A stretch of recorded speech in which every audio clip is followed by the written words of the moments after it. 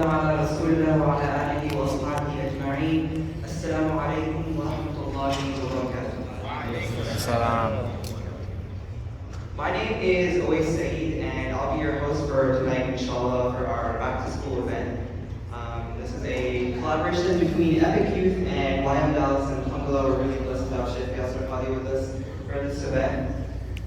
As you know, going to school, college, and university, we youth face many different issues and challenges when we go to school. And we designed this event so that everyone here, inshallah, we can benefit and we can ask the questions that we have and get the issues that we have addressed.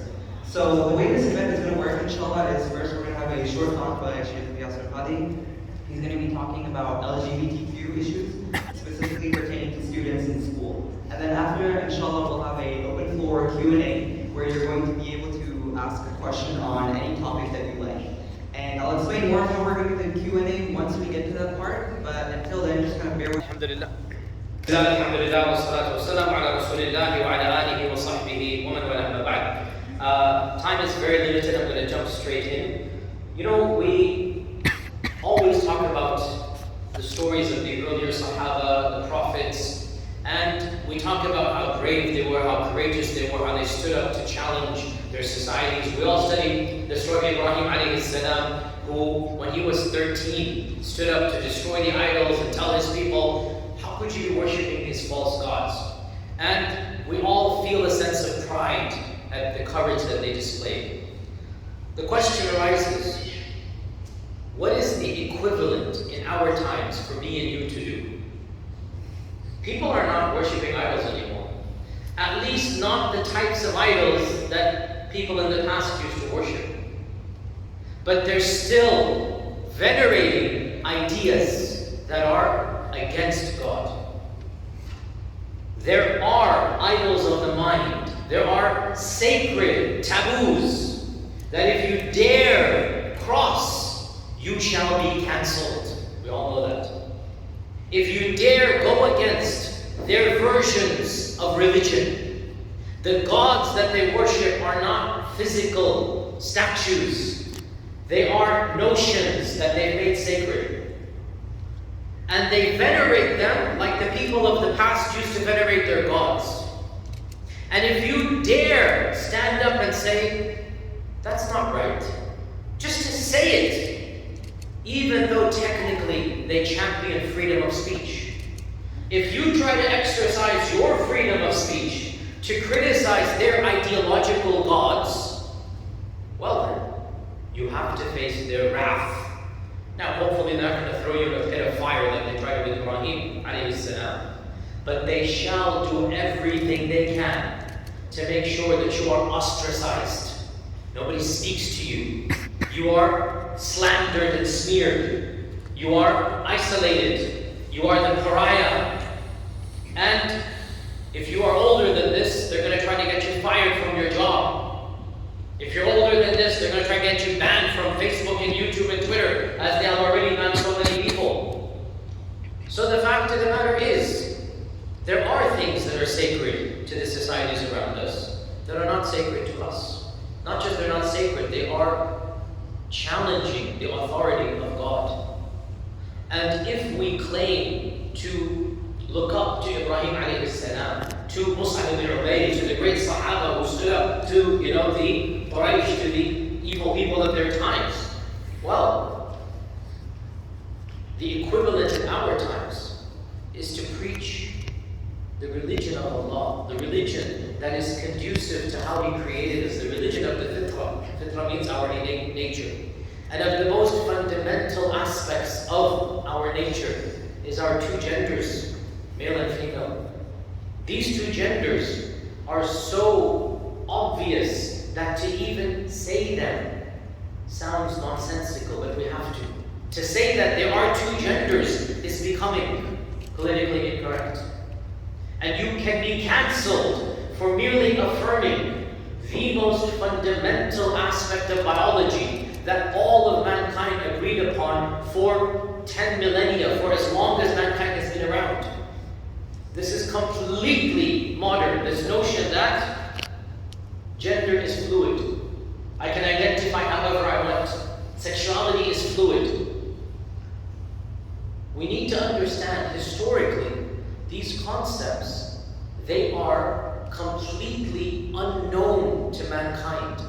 until not even my generation, your generation.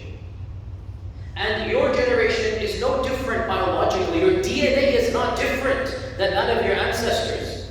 Your blood cells, your white and red blood cells, your skin, your functions of biology, your brains are no different than the brains and cells of mankind for the last 50,000 years. What has changed? Nothing except ideas. And ideas don't necessarily make the truth. So I want to just begin by laying the fundamentals. If somebody doesn't agree with these fundamentals, we need to discuss. But if we do agree, then we can move on to the Q&A and discussion. Of the fundamentals, number one, there are two genders, male and female. And this is the default of mankind. There is no gender fluidity. No. Two genders and two sexes. And sex and gender really are overlapping. Some say there's a bit of a difference in the sense gender roles. Okay, gender roles are different than biological sex, yes, but gender and sex are the same. Male and masculinity, female and femininity, it is the same. And you cannot change your gender because gender is embedded in your DNA. Because gender has to do with your biological body. It's your hormones. It's your actual organs. Gender, the irony of modern culture, gender is far more entrenched in biology than race. And yet, modern culture does not allow you to change your race, even though race is a social construct. If anything is a social construct, it is race. Black skin, blue skin, yellow skin, pink skin, green skin means nothing. Race is a construct. The DNA that I have is the same as that of a person with white skin or black skin. It's the same DNA. It's the same biological human being. But if any person dares identify with another race, cancelled. The irony of ironies, modern culture will not allow you to change your race, or else you are a race traitor, or else you are privileged under whatever it might be. But they're more than welcoming that you change a fact of life, which is biology, which cannot be changed. So, point number one, male and female are indeed true and existent. Point number two, because they're different, biologically, sexually, they are different.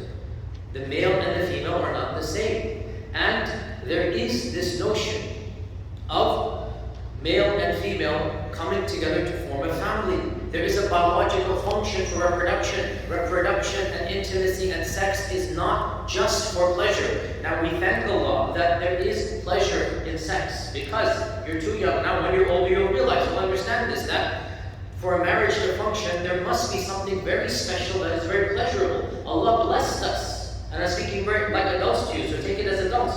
Allah blessed us that intimacy has a pleasure to it. But it's not the purpose of intimacy to have pleasure. That's not it's a byproduct, it's there. But it's not the goal. The goal is the procreation of the human species.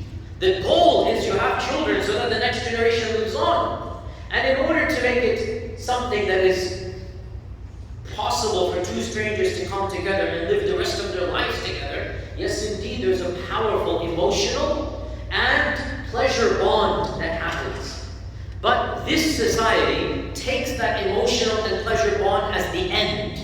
And it is not the end. It is a means to an end. You guys follow me? I'm talking to you like adults, by the way. I'm talking to you like adults, even though you're teenagers. But I know you're intellectually able to understand this.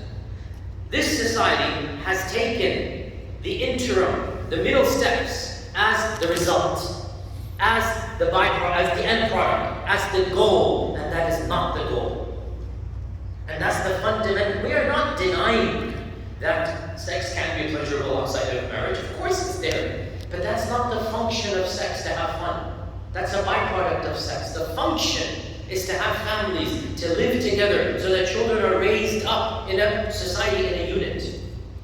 So, genders are real, point number one. Point number two, sex and sexuality is a gift from Allah, so that marriage can last and be maintained for many decades. That's the default. Point number three, because of this, sexual desires to the opposite gender are normal. and they should be maintained as normal, and they should be manifested within marriage. They should be manifested. To have it is normal throughout your life. To act upon it should be within marriage.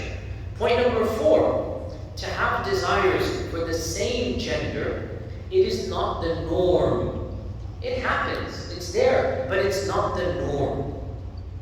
Now, in our religion, to have desires is something that you are never sinful for if you don't act upon them. So even though we say it is not the norm, to have desires in and of yourself, you are not going to be sinful in the eyes of Allah. Somebody get me water. I have a sore throat still. Okay, it's going to work. Somebody, you're going? Okay, I'll do that. I had a sore throat for a few days. Sorry about that. To have desires, whatever they are, Allah will not punish you. Now, is every desire healthy? Yes or no? Do we all agree some desires are not healthy? I mean, if you have the desire to beat everybody up, is that healthy? No. If you have the desire to set things on fire, pyromania, is that healthy? You have the desire to steal. Every time you walk into a shop, you want to steal. That's called kleptomania. You want to steal something, right? Is that a healthy desire? Yes or no? No. No. Are you sinful for having the desire in your heart when you walk into the shop? Just the desire. No. So we have to be very clear. It's not healthy, but it's not sinful. This is the same when it comes to same sex. It's not sinful. Allah's not going to punish you. But again, a spade is a spade. We have to be clear here. It's not healthy. Now, I don't like using the term normal. Normal means nothing to us. Normal means nothing. I'm not calling it something that is abnormal in a sense. No, we're not looking down at that person. But it is not the way that things are supposed to be.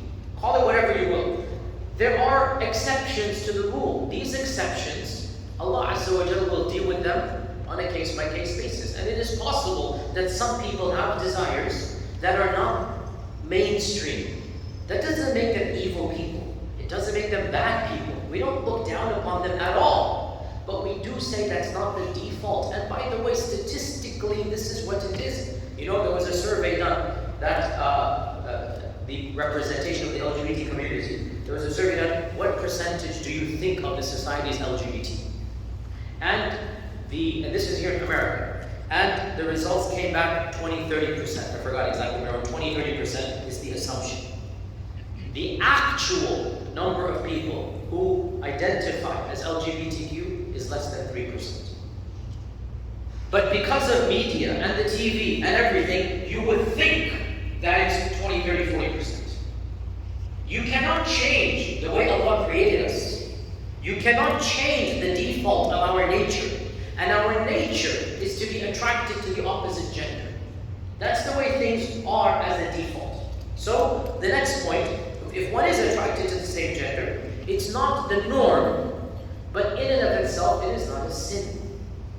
Next point, the purpose of our religion is to keep our desires with checks and balances. The purpose of our religion is to tell us which desires are good and which desires are not good. Which desires are healthy and which desires are unhealthy. And if a desire is unhealthy, we are asked by Allah to control it, to keep it in check. And in keeping our desires that are unhealthy in check, that is the essence of attaining Allah's pleasure. If you want to beat somebody up because he was rude to you, you don't have the right to physically beat them if he was simply rude to you. You can say something back and can defend yourself. You don't have the right to punch somebody if he said something to you. You all know this, right? You have the desire to beat somebody up. You're physically stronger. You need to control your desire. You need to control the urge.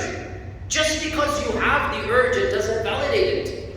So the essence of our religion, as our Prophet ﷺ said, none of you has perfected faith until your desires are subservient to what I have come to you with.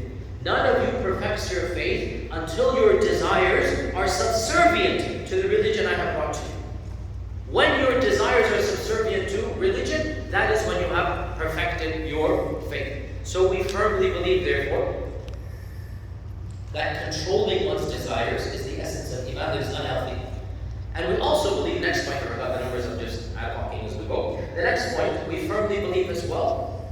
that somebody who commits a sin does not leave the fold of Islam, and the door of repentance is always open.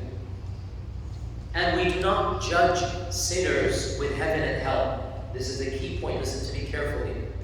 We may judge a sin as a sin. Actually, we must judge a sin as a sin. But we don't judge the sinner as going to hell. That is only Allah's prerogative. Now, Western society says we shouldn't judge the sin. No, that's wrong. We judge the sin. Murder is wrong. Beating people up for no reason is wrong. Having premarital sex is wrong. Drinking and clubbing is wrong. Taking drugs is wrong. Now you meet somebody who's an alcoholic. You meet somebody who's drinking. You don't say you're going to hell. But you can say, dear brother, this act that you're doing is a sin. You can say, I'm not saying you must say, I'm saying you can say. And that is not judging him. Our Western society says you're not allowed to even say that. No, you must say to your close brother, to your sibling, to your cousin, you must say, if you love that person, listen, I really care about you. I don't want you to be taking drugs. You have to say that. You're not judging him, you're judging the action. And the action can be judged. And you must judge the action. And you must try to influence your close friend, your brother, your cousin, the person in your sphere. You must try to make them better. That's what makes you a friend. So if you have somebody who's straying from the path of Islam and who is a Muslim, then you should try to influence them positively. You're not a true friend if you don't care about their salvation. So that's the next point. Acting upon a sin makes you a sinner. It doesn't make you leave the fold of Islam. You're still a Muslim. So if you meet somebody of our community who identifies with this type of label and is acting upon it, has somebody of the same gender as their partner and whatnot, and you know them well, we're not talking about a complete stranger, we're not talking about somebody you just met. Obviously, we're talking about you have established a friendship, there's a sense of, closeness that you can influence them, then there is an Islamic responsibility that you try your best to allow them to rise up to be better than this. Akhi, listen, I know, we're all sinners, I'm a sinner, you're a sinner. Can I help you out in this regard? If it's something you want to, let's go to the masjid for Jum'ah. If it doesn't for usually not, let's go to the masjid for Jum'ah. Ask Allah's forgiveness. This is a sin. If he says, I don't think it's a sin, well, then that leads you to a different level. It's to talk about why it's a sin in Islam. That's your job to teach them. Take them to a scholar or a sheikh, whatever that might be. So this is the next point. A sinner remains a sinner, doesn't leave the fold of Islam. However, if a person flouts the Sharia of Allah and doesn't care about the commandments of Allah and says, I don't care what God says, that has transcended being a sin to essentially being a rejection of the power of Allah, a rejection of submission to Allah. Because that's exactly what Iblis said. When Allah says to Iblis, bow down, Iblis essentially said, I don't care what you're saying, I'm not going to do it. A sinner is somebody who says, I know I should bow down, I'm not bowing down, may Allah forgive me. I know I should be not drinking, I should not be partying, I should not be clubbing, I know I should be a better person, may Allah forgive me. That's not good, but you're still a Muslim. And the door of repentance is always open, and Allah is forgiving and merciful. It's not good, but you're a Muslim, alhamdulillah. But the minute you come and say, I don't care what the Quran says, I don't care what Allah says, well then you've essentially rejected Allah as your Lord. And you have expelled yourself because you're saying, I'm not submitting, because what is Islam submission? Another point I want you to understand about our faith. Our faith encourages the concealment of sins. And again, this is a very key point between Western tradition and Islam. In our modern tradition, we are told that your sexuality is integral to your identity. And this is a very, very modern concept. Your sexuality is not integral to your identity. And actually, we know for a fact, sexuality is something that can change from decade to decade. There are many people who are same-sex in jail because there's no option, and when they get out, they're not. There are many people like that. There are many people that at one phase of their lives, they thought they were one sexuality. 10 years later, and complete reversal, and there's something else now. Now, it's also true that perhaps some people will not change. So, I'm not saying it's necessary that a person must change.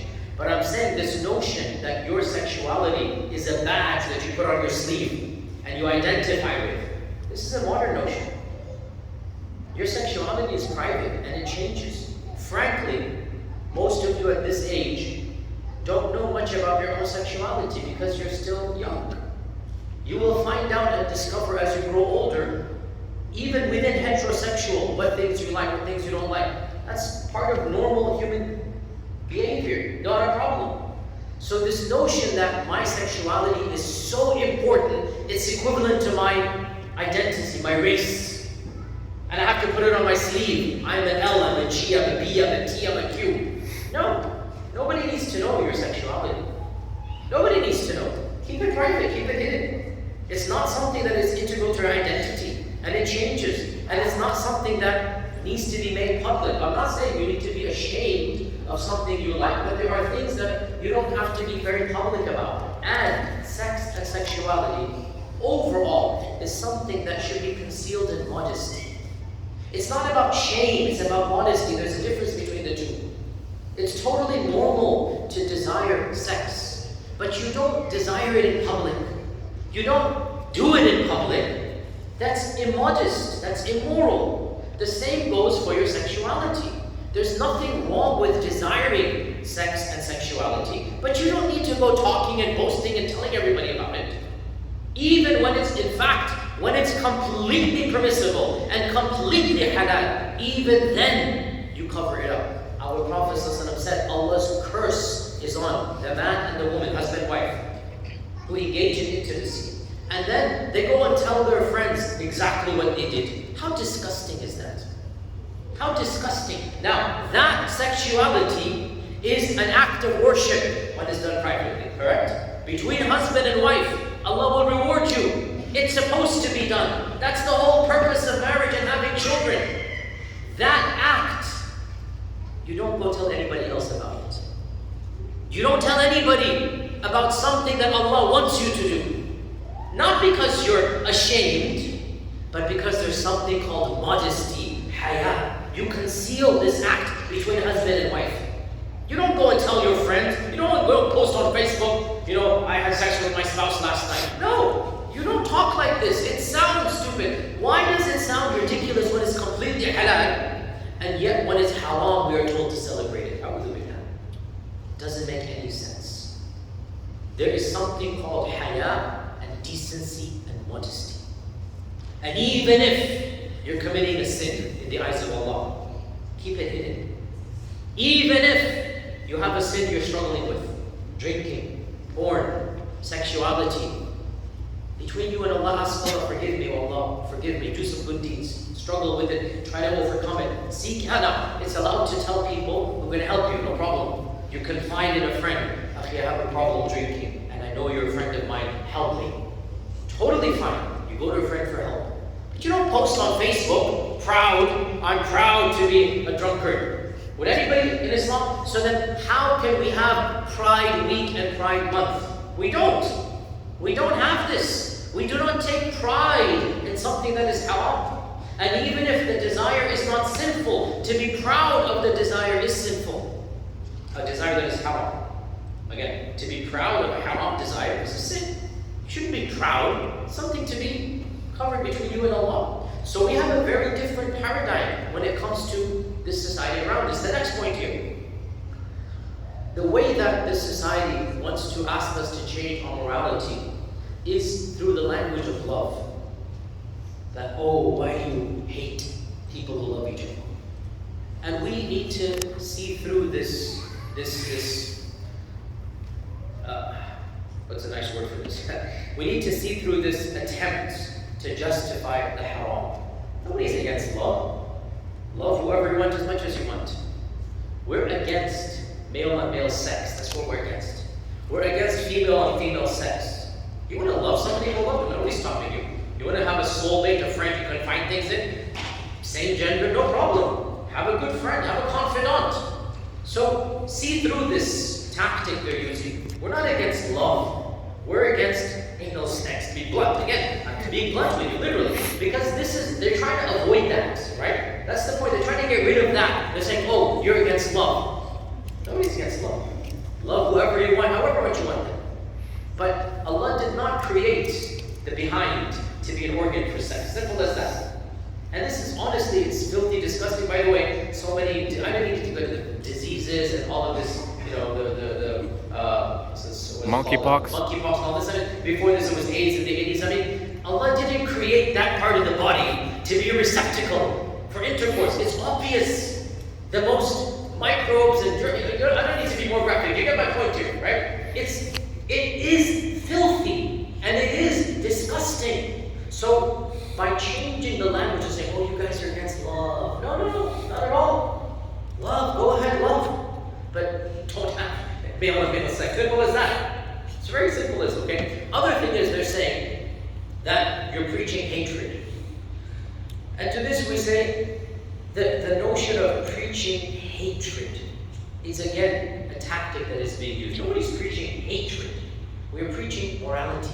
And in fact, if you really want to, we can flip the script. You're preaching hatred of us when you're telling us that we are abnormal, that we are homophobes. Why can't we flip the script? Isn't your narrative creating hatred and mistrust of all mainstream Christians, Jews, and Muslims? You're making us feel like the pariah. It's flipping around. We can do that. But we're not going to go there. We're going to say, we're not preaching hatred, much less violence. We're preaching morality. And shyness and haya and modesty, sexual modesty. And to claim, now they're always going to bring you, oh, there's places that stone people, do this and that. You're like, look, don't bring other things. We're talking about right here now, my high school, my MSA, whatnot. We say that this union, the act of sex, is a gift from God that is meant to be enjoyed by a husband and wife. That's what we're saying. If you want to take that as hatred, that's on you, not on us. You're the ones flipping it around and saying this is hatred.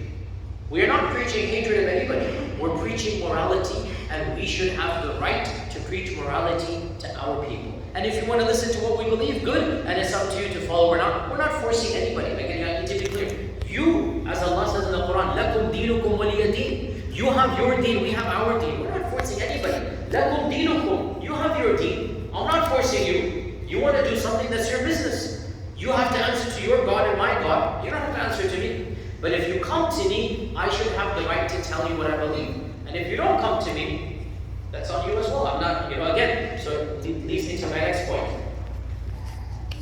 Memorize this rule. Whenever you preach, you must preach the truth. But you don't always have to preach. Memorize a simple rule. Whenever you preach Islam, whenever you teach Islam, you must preach and teach the truth. But you don't always have to preach and teach every single second. And you can choose when is the right time to teach somebody about Islam. So, you don't have to stand up in class the first day of the semester and say, hey, classmates, know that homosexuality is a sin in our religion. You don't need to say that. Alhamdulillah, we don't need to say that. At the same time, if somebody comes up to you, hey, Mustafa, what does your religion say about same-sex? Either you stay quiet or you speak the truth. You cannot lie, because now he has asked you about something far bigger than you. If you're too scared or whatnot, okay, well that's amazing. You don't have to answer. You should answer. You should be brave enough. But if for whatever reason you're not, then you cannot lie. Well, all I'm saying is make sure you don't say it untrue. Inshallah, all of you should be brave enough. If somebody's coming to you, say, hey, in our religion, we follow the mainstream Judeo-Christian versions of morality, which is that marriage is the union that God blesses. You don't even have to be blunt. You can generically couch it. Marriage is between husband and wife. Simple as that.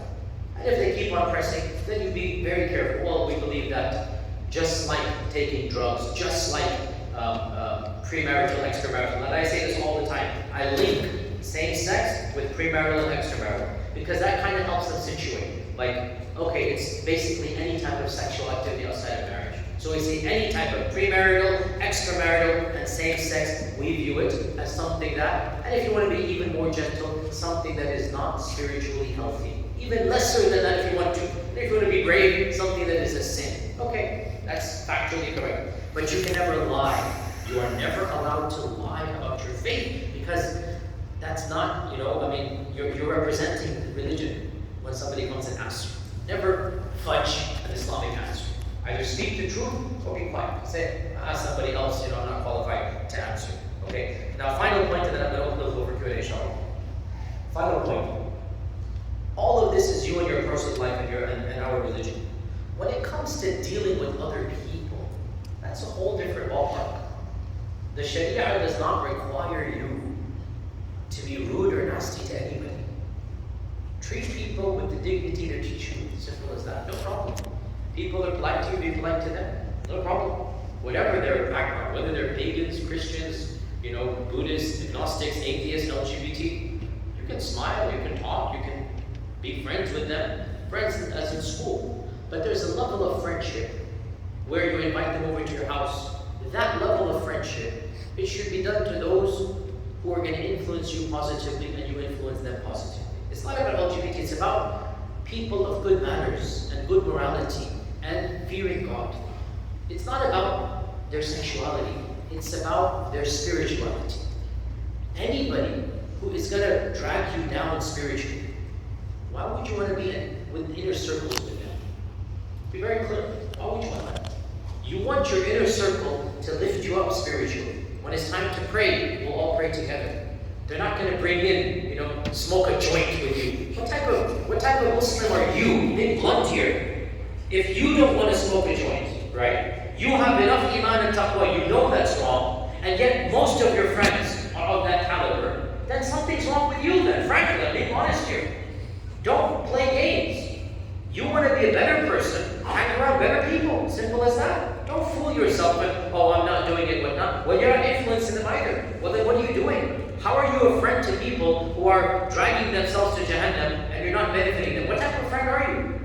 So choose your inner circle. That's your inner circle. Be polite and kind to the whole world, to your office co-workers, to your classmates, no matter what they are. Be polite and kind to them. If they insist you identify with their gender and speak as the she and fi and li and li, whatever, khalas.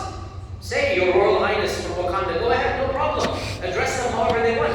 Because honestly, wallahi, if somebody were to say, you must call me by your Royal Highness, to me it is just as nonsensical as this gender issue. But khalas, humor them, no problem. If that makes them happy, okay, fine. Makes you happy, your Royal Highness, go for it. It's not against the Sharia to humor them for the sake of kindness. But this is a figment of their own imagination. It's not real. They can choose to identify. It doesn't change their DNA. It does not change their DNA. Now, if they insist, you must call me, then khalas. Call them when you need to talk to them, whatever genders they have. Treat them politely, no problem. But if somebody comes and asks Islam, you need to be blunt and give Islam to them. And in your own personal life, practice Islam. And in your circle of friends, choose righteous Muslims. Okay? Now with that, inshallah ta'ala, I've done my brief summary. And let's try to prioritize. Do they know how to ask questions? Yeah, so we'll go over that. So as you can see, there's a QR code and a bit.ly link that you can, pull up on your phone. If you don't have a phone, feel free to ask the person next to you. This is totally anonymous, by the way, so you can just drop your questions. It'll be a lot easier for us to go through questions this way. And if you want to prioritize the questions. Yes, the questions here, because it's always better to see which was here. Yeah. So our first question is, are jokes about homosexuality allowed? There's been an increase about these types of jokes among the youth. Jokes about homosexuality.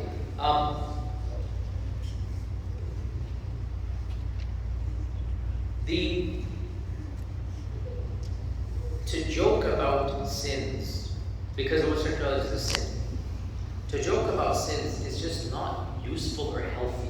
Why would you make jokes about drug addicts, about people that are hooked on, crack, cocaine or something? It's kind of demeaning, hurtful, and there's no benefit to it. So I don't see the point in doing that. You're creating a culture that's not healthy. There should be an element of compassion for sinners. And when you joke about sinners, Muslims that are struggling, but that's what I'm assuming that's the question, right? Yeah. When you joke about Muslims who are struggling with the sin, you're kind of losing compassion for them. Now again, when we're talking about joking, we're talking about putting a person who's struggling with this sin down. That should be avoided. I don't see any point in doing that. And it's not befitting the dignity of a Muslim to make fun of another Muslim in a struggle of religion. Allah. Alright, there's several questions regarding marriage, specifically talking about when's the right age to get married, to get a nikah. Perfect. We're having a perfect time for a blog opportunity. On the 1st of October, we are having, you're hearing this for the first time from me, but we're planning this for weeks, a massive conference right here at Epic for youth, single youth, you guys, on marriage. Save the date, 1st of October, Saturday. We're having a full day conference, and it will be gender segregated. Men and women, separate areas. We have a long list of speakers, and the purpose is not just talk. It is to teach you how to look for a spouse, what to look for in a spouse, how to prepare for marriage, the ups and downs of marriage. It's actually a course seminar for free. We're giving it to you guys for free, mashallah. And anyway, we'll get more later. But yeah, so come on that day, inshallah, and you'll find out more what's the right age for marriage, inshallah. Should you address people by the pronouns they I want? just answered that. Good. And then, let's see. Is it allowed to not wear hijab if you are concerned about safety on college campus? So, first let's be real here. In this city, I am not aware of any college campus where you would physically have a reasonable sense of being harmed for wearing hijab. Allahu A'lam, I'm not aware of this. Frankly, in this country, it is not something that will be the norm right now. Maybe right after 9/11, in some areas, you guys are too young, most of you weren't even born when 9/11 happened, but I was a teenager at the time, not a teenager, I was in my 20s when 9/11 happened. And yes, there were places in America, yes, where there was a genuine fear of physical pain, and maybe even more. People were killed, and leave it to the American people, I'm not having a joke with it. They killed Sikhs because of wearing turbans, because they thought the Sikhs were literally happened multiple places in this country where Sikhs were gunned down. Really sad, I'm not going to make a joke of it, because they thought that Sikhs were Muslims, right? And Sikhs had a sign, "We're not Muslims," in New York City. Like they had this massive protest. I mean, not that it justified, it was just one of those weird post-9/11 worlds we lived in, right? But let's be honest here, sisters. I don't think that there's any tangible danger, but if there is such a danger of physical, because again, what level of harassment we're talking about? Somebody makes a crude joke. Generally speaking, we should have enough iman to brush that off. So try your best. At the end of the day, again, I'm not somebody who makes hijab the number one priority. If you listen to my lectures, you know this. It is one of the things you should be doing. But if you don't do it, then make it up in other ways and be a righteous Muslim and pray your prayers and read the Quran and believe in Allah as His Messenger and show good akhlaq and pray that Allah allows you to get to that level. But if you're not able to live up to that, then be fair and honest with yourself. And don't say, "I'm worried for my safety," when there is no actual fear of your safety in this society. As far as I'm aware, there's no fear of that level. If you cannot do it, may Allah forgive all sinners. But I don't think that in this city, and if I'm wrong, please come up to me, correct me, if there's a place that's that dangerous, that there are cases where in one area so many sisters have been attacked, well then we as Muslims need to do something about that and make sure that our sisters are protected in that area. So I hope that answers the question, inshallah. How do you get rid of addictions like drugs, pornography, and masturbation? How do you get rid of addictions? So getting rid of addictions is not a simple process that's a one-off. It's not just like turn your light switch on and off. It requires a long program. And I've given a longer khutbah, you'll find it online, about, it's called Battling Addictions. I have a 6-step program over here. Of the things you do is you get a, believe it or not, somebody who acts like a coach to you. Literally, acts like a coach to you. A close friend, if you're married, your spouse should have access to that which is your weak spots. If you're addicted to marijuana, you're addicted to, if it's pornography, whatever, then the passwords to the internet or whatever it might be. There should be somebody who will be your coach, your mentor, making sure, monitoring you, report to that person. In this case, that's allowed to tell the sin because you want help. You're not publicizing the sin to the world. You're getting help from somebody who's going to help you. The ways you do this is you study the evils of whatever is haram. Because here's the interesting point, brothers and sisters. Everything that Allah has made haram is actually harmful for you. Isn't that amazing? Right? Allah never made anything haram that's good for you. Think about that. Everything that Allah made haram is actually genuinely dangerous and bad for you. And there's a number of TED Talks that have been given on the dangers of pornography. And you should listen to those TED Talks. You know TED, right? TED, TED, right? There's like some really good talks about how porn affects the mind and ruins marriage and whatnot. So you should listen to that so that you understand the dangers. Point number 2, and if it's drugs, whatever it is, learn the dangers of that. Point number 3, give yourself small rewards. So you say, I'm going to stay off of marijuana 1 week. I'm going to do no porn for 1 week. And by the end of the week, I shall reward myself with something you want that's halal, that's achievable. Okay? Whatever it might be. Something small that's affordable to you. Whatever it might be. I'm going to get a game for your Xbox. Whatever it might be. I'm going to not splurge for 1 week. I'm going to make sure I control this desire. When this week is done, I'm going to get that. And then you do that, alhamdulillah, and you set the next goal, which is going to be longer and maybe even bigger. 2 weeks. Then something else. And if you fail in one particular segment, that's the next step here, never give up. Because battling an addiction can take years. It's not a one-off. You have to be brave and courageous enough to stand up every time you fall. And as long as you stand up every time you fall, you shall overcome the addiction. Simple as that. In the end, your addiction cannot win, you're going to win. As long as you stand up every time you fall. Because the goal is you keep on walking further, you might fall again. Next time you're going to walk even further, then you might fall again. The next time you walk even further, until next thing you know it, you've walked and walked and walked, and you can't even remember the last time you fell. And you kind of sort of have won your addiction. It's going to take a while. So these are some of the steps that you can do. Obviously, throughout all of this dua, istighfar, praying to Allah. And one final point I did mention, if you do have a weakness or a sin or an addiction, try to make it up with a good deed that you didn't do and you're doing only because of the addiction. Don't feel that the doors of Allah are shut to you because you have a problem you're struggling with. Because that's shaitan winning. You have to make up for the sin with a good deed that you haven't done and you do it because of that sin. And you might even penalize yourself with an extra good deed every time you do the sin. It's penalty, but it's not as a reward from Allah. Every time I smoke a joint, I know I'm not supposed to do that. I'm going to pray 2 rak'ah. Next week, it's going to become 4 rak'ah. And you keep on adding. Okay? Every time I do this, I'm going to give $5 charity. Next time I do it, $10 charity. Then 15. After a while, it's going to become, and you make a swear to Allah on you. It's your own conscience. You say, oh Allah, I give an oath to you. I'm so sincere when I give this up. If I ever fall into this, then I promise you, I'm going to pay $5 to a faqir or a miskin. If it so happens you pay the $5, next time you say, man, I'm so guilty, I should have done that. Oh Allah, next time is 10. And you have the reward scheme, you have the punishment scheme, you have the dua. Slowly but surely, it happens. And inshallah, bit by bit, it's a long struggle, to overcome this. But inshallah, the goal is not to be perfect. The goal is to try to be perfect. There's a big difference between the two. Inshallah. Next question.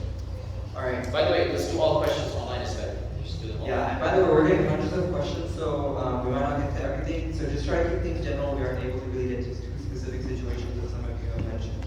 It's about making hugging. This should be avoided as much as possible. However, the position that I hold is that if you are put in a very awkward situation and the other person extends a hand and you don't like what you're doing, but you don't feel this is the battle you want to fight, it's your job interview, medical school interview, whatever it might be. In my humble opinion, it is makruh. Makruh means it should not be done.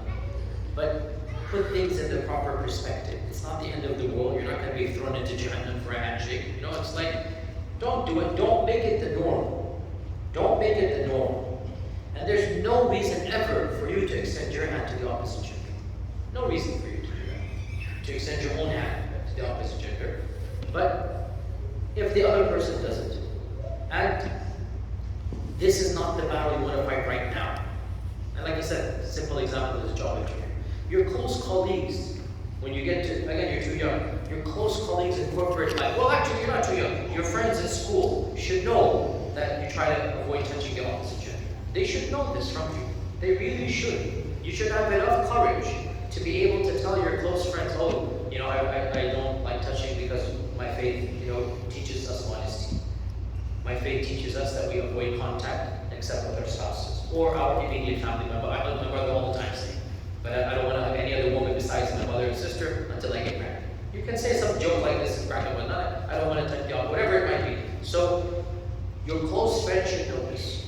But if one of you need to grudgingly, unwillingly, be put into an awkward situation, Allah forgive you. Move on. You got my point to show, right? Let's do that. Is listening to music in here Had to come to this, didn't it? Listen, the whole notion, let's prioritize the big deals, right? Let's prioritize the bigger issues. Far more important than music. Are you praying 5 times a day? Wallahi, infinitely more important than music. Are you praying 5 times a day? Are you waking up for Fajr? If you're not waking up for Fajr, you don't need to be asking me about music, brutally honest. If you're not waking up for Fajr, you really don't need to be asking me about music, okay? If you're involved in any clear-cut major sin, you don't need to be asking me about music. There are far bigger things on your plate than music. Still, when all is said and done, music is something that overall, is not the most spiritually pure thing. And I don't need to tell you this. Since the beginning of time, the music industry is always associated with what? The sensual pleasures. I mean, do rock bands and do famous musicians sing about piety and modesty and faithfulness to God? Since the beginning of time, this industry is meant to increase sensuality, sexuality, love, indecent dancing, nudity. Since the beginning of time, in all cultures. Question is why? Why is this industry inherently associated with these vices? And if you think about that, you will understand that clearly Islam is not going to encourage this industry. And there's no doubt that to avoid it is better. So listen carefully what I'm saying, and don't misquote me on this. It is not the biggest of the big things. But once you are practicing righteous Muslim, one of the things you should also control is this industry. And you should be above that which is not spiritually pure. Okay? This one. How do you respond to someone when they ask about Islam's stance on abortion? I have given a longer lecture on this. It's not an easy answer because there are, as I said in that longer lecture, we are neither right nor left, we're not Democrats, we're not Republicans. Abortion is allowed with a list of conditions. Those conditions are Islamic, they're not Republican, they're not Democratic.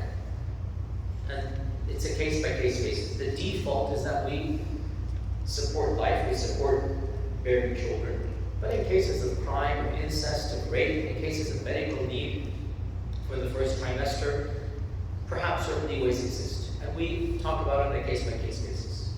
Okay, next question. Is it haram or forbidden for a woman to live by herself or with another woman?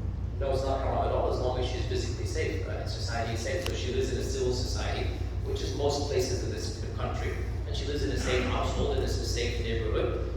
It's not a problem to live alone, and if she has a roommate, no problem at all.